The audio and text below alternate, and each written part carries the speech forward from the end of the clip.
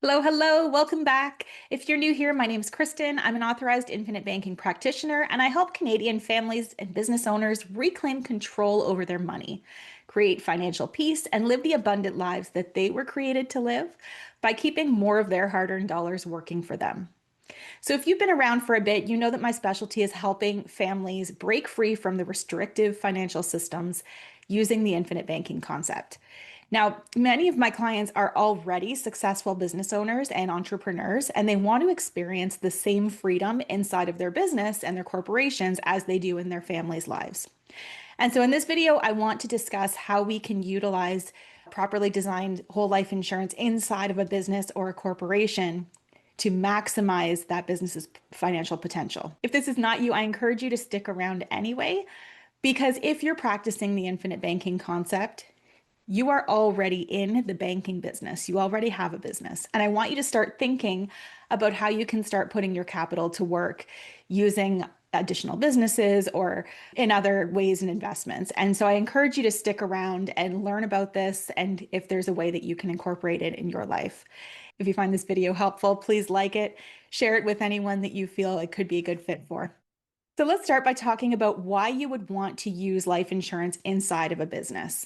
Now, most business owners face a big problem with our cash flow. So, one, you have cash flow issues and you need to have liquidity inside of your corporation, and you can't afford to have money locked away.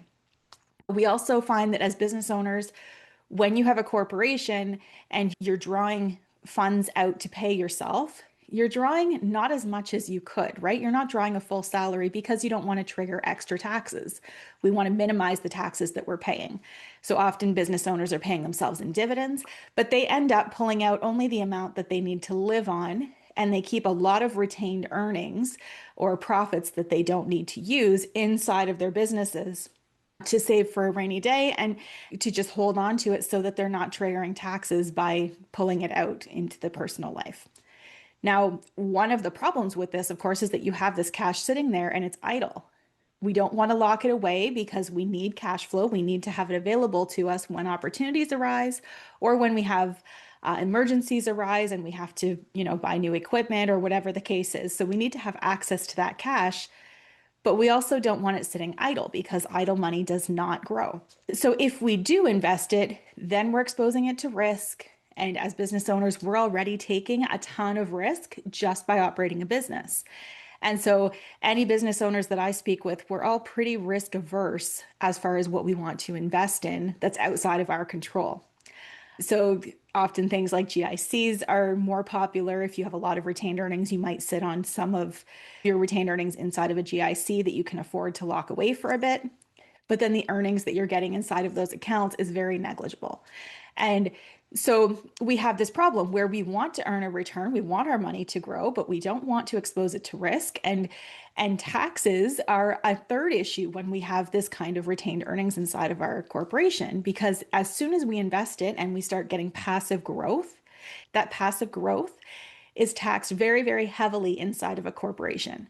And so we want to be careful how we're doing that too. We have all these problems that we're facing as business owners, and we're too busy running the day-to-day operations of the business to really dig into how these are big problems and how we can solve them. And so when we're using insurance inside of a corporation, there are an innumerable amount of problems that we can solve by using this. So, first problem that we can solve is cash flow. So we can maximize the cash flow inside of your business. When you are putting cash into a life insurance policy such as this, you have guaranteed growth that's happening inside of that policy. You can still keep access to it, so you can borrow the funds as early as immediately through a third-party lender. We can use policy loans as well, but when we use a third-party lender and what's called an IFA, so an immediate financing arrangement, you can actually access the cash in your life insurance policy by leveraging it with a third party, and you're not triggering any taxable events. So that's very popular among business owners. In other words, you can put cash into an insurance policy and have access to it immediately. So that really helps with our cash flow when we need it. Now, I want to talk a little bit about the tax savings because I can't say that these policies are completely tax-free. I've heard other advisors talking about them being tax-free. You can pull money out of your corporation tax-free using these policies, and that's not true. They're tax advantaged. You have tax deferred growth. So when you are putting cash into a life insurance policy, the growth is not triggering taxes at the time that it happens. When the death benefit is paid out, it's paid out to the corporation. That is not taxable. That's a tax-free death benefit. However, when we pull cash out of the business, so if you were trying to get that cash out of the corporation and into your estate, that's when we can trigger a bit of taxes. It gets a little bit more complicated. There's what's called a capital dividend account. And so this is how we track how much of that death benefit would remain non-taxable. So it's definitely tax advantaged over using traditional financing. I cannot say that it's tax-free because it's not. And so anyone who's saying that is just not informed. We can also access the policy, as I mentioned, through a third-party lender and through borrowing through the policy. When we're using a third-party lender, we're not triggering tax for that either. So you can take out loans against your life insurance policy without triggering taxes. So you're keeping it accessible, you're keeping it available to you when you need to use it. Now, risk management, like I said, that is something that is very important to business owners because we're already taking the risks by operating a business. And so we don't want to be risking our cash that we've worked really, really hard for into a market where it can go up, but it can also dip, and we have chances of losing the money that we have worked so hard to obtain. And so by using a life insurance policy inside of your corporation, you get dividends, you get guaranteed growth. Your whole life insurance also acts as an asset on your business's balance sheet. And so when it's sitting as an asset, this is not an expense, right? It's not like your vehicle expense that you're just throwing cash out the window and it's there to protect you, but that's it. This is like a savings plan, and you also have protection on that savings plan, death benefit that's guaranteed to be paid out.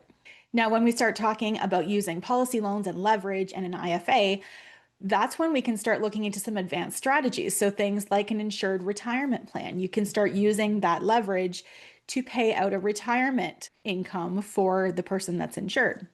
You can also have shareholder loans, a way to loan money to shareholders. That gets a little bit more complicated, again, just to keep everything legal, keep everything on the up and up. So there is some accounting issues that have to happen there with your accountant. And so when we're using these policies, there are a variety of reasons that we would use them inside of a corporation for the death benefit. For example, you might want to fund a buy-sell agreement between partners. Often when we have business partners come together, they create their partnership agreement.